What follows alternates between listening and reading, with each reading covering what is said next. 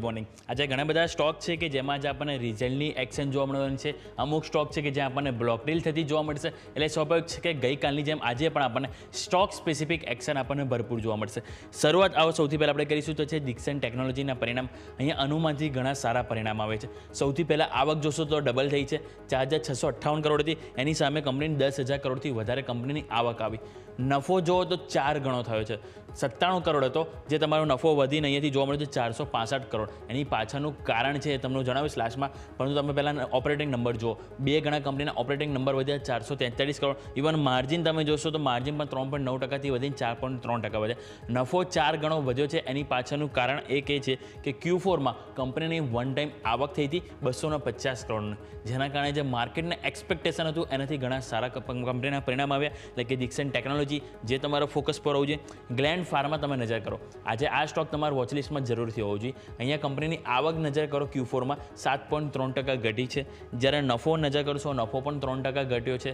જ્યારે તમે EBITDA નજર કરશો તો EBITDA પણ 3.1% ડાઉનસાઇડ બતાવે છે, અને માર્જિન જોશો તો માર્જિન વધ્યા છે કે જે 23.3% હતા, જે 110 બેસિસ પોઈન્ટ વધીને 24.4% આવે। એટલે કે માર્જિન સિવાય ટોપ લાઇન, બોટમ લાઇન, ઓપરેટિંગ દરેક વસ્તુમાં કંપની ક્યાંક ને ક્યાંક મિસિંગ જોવા મળ્યું છે, પરંતુ હા માર્જિન સારા આવે છે।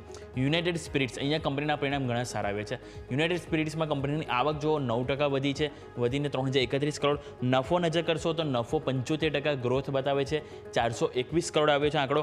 ઓપરેટિંગ નંબર નજર કરો એક વખત તો EBITDA 38% વધ્યા છે, અને માર્જિન તમે જોશો તો માર્જિન પણ તમારા જે 12% હતા એ તમારે અહીંયાથી 320 બેસિસ પોઈન્ટ વધીને 15.2% કંપનીના માર્જિન જોવા મળે છે। એટલે કે યુનાઇટેડ સ્પિરિટ્સ આજના દિવસો ફોકસ પર છે। બીજું સાથે ટોરેન્ટ ફાર્મા ઉપર નજર કરો, અહીંયા પણ કંપનીના પરિણામ આવ્યા। આવક 7.8% વધીને 2,959 કરોડ આવી। નફો તમે નજર કરો, અહીંયા 11% અપસાઇડ બતાવે છે, એટલે અહીંયા પણ સારું છે। બીજું તમે EBITDA જોશો તો EBITDA 9.2% આવ્યા છે, અને સામે માર્જિન ઉપર નજર કરો તો 32.2% હતા, અહીંયા પણ તમે જોશો તો 32.6%, એટલે કે 40 બેસિસ પોઈન્ટ અહીંયાથી ઇમ્પ્રુવમેન્ટ માર્જિનમાં જોવા મળે છે। એટલે કે અહીંયા હા સારા છે, પરંતુ એટલા એકદમ આઉટ પરફોર્મ પણ નહીં કહીએ આપણે નંબર। એસ્ટરડીએમ હેલ્થકેર, આ સ્ટોક આપણે જોઈએ સતત નવા રેકોર્ડ હાઈ બનાવી રહ્યો છે। આજે પરિણામ બાદ ફરીથી એક્શનમાં જોવા મળશે। 24 કરોડની જે ખોટ હતી એની સામે 79 કરોડનો કંપની નફો આપ્યો, એટલે કે કંપની ખોટમાંથી નફામાં આવી છે, સારી વસ્તુ છે। બીજું તમે આવક જોશો તો 2.7%નો અહીંથી વધારો બતાવે છે, અને 1,000 કરોડને પાર કંપનીની આવક જોવા મળી રહી છે। બીજું તમે નજર કરો તો અહીંયા GSFC એટલે કે ગુજરાત સ્ટેટ ફર્ટિલાઇઝર કંપની, અહીંયા કંપનીનો નફો 190% વધ્યો છે, અને જે 71 કરોડ કંપની નફો આવ્યો।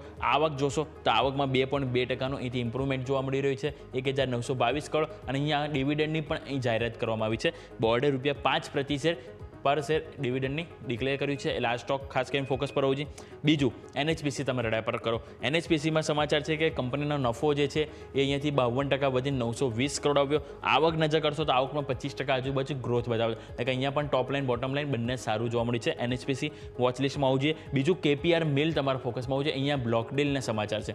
બ્લોક ડીલમાં એવું છે કે તમને જે પ્રમોટર છે, પ્રમોટર આપણે વાત કરીએ તો KP રામાસામી, જે એમને બ્લોક ડીલ દ્વારા કુલ 3.2% હિસ્સો અહીંથી વેચી શકે છે, એટલે સ્વાભાવિક છે કે ઓલરેડી આ સ્ટોક સારા એવા પોઝિટિવ એક્શનમાં જોવા મળે છે પાસ્ટમાં। હવે બ્લોક ડીલ બાદ કઈ રીતની મુવમેન્ટ જોવા મળે છે એની પર ફોકસ રહેશે, અને બ્લોક ડીલની જે સાઇઝ છે 1195 કરોડ અહીંયાથી એક સંભવિત આપણને જોવા મળી રહી છે। સ્વાભાવિક છે એકવાર માર્કેટ ઓપન થશે, આંકડો સામે આવશે, કઈ રીતની આપણને કયા પ્રાઇસમાં કેટલા શેર આપણને અહીંથી સોદા થતા જોવા મળે છે, જ્યાં ફોકસ રહેશે। બીજું આવો નજર કરીએ તો ઇરકોન તમારા વોચલિસ્ટમાં આવવું જોઈએ। અહીંયા સાઉથ વેસ્ટર્ન રેલવે તરફથી ઓર્ડર મળ્યો છે, અને ઓર્ડર તમે જોશો તો 253 કરોડનો ઓર્ડર અહીંથી કંપનીને મળ્યો છે, અને જે સ્પેસિફિક જે કવચ ઇક્વિપમેન્ટના ઇન્સ્ટોલેશન સાથે સાથે તમે જોશો ડિઝાઇન, સપ્લાય એ બધા માટે અહીંથી ખાસ કરીને ઓર્ડર મળ્યો છે, એટલે ઇરકોન પણ તમારે ખાસ કરીને ફોકસ રહેશે।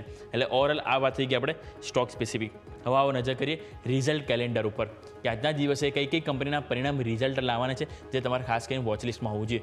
ONGC, power finance corporation, astral, oil India, Colgate અને નાલ્કો, ટોટલ તમે જોશો 6 વાયદા બજારની કંપની છે, અને 2 આમાંથી નિફ્ટીની કંપની છે કે જે આજે પોતાના ચોથા ત્રિમાસિકના પરિણામ રજૂ કરવાના છે। એટલે આ બધા સ્ટોક છે કે જે આજે આપણને પ્રી રિઝલ્ટ એક એક્શનમાં જોવા મળશે, એટલે આ બધા પણ સ્ટોક તમારા વોચલિસ્ટમાં હોવા જોઈએ। એટલે કે ઘણા બધા સ્ટોક આપણે જોયા જેના પરિણામ આવી ગયા, એ તો આપણને ઇમ્પેક્ટ જોવા મળશે। બીજું આપણે KPR મિલ કે જેમાં બ્લોક ડીલના સમાચાર છે, અને આજે આપણે જોઈએ ટોટલ 6 કંપની છે કે જે પોતાના ચોથા ત્રિમાસિકના પરિણામ રજૂ કરવાના છે, એટલે આ બધા સ્ટોક છે કે જે તમારા વોચલિસ્ટમાં જરૂરથી હોવા જોઈએ।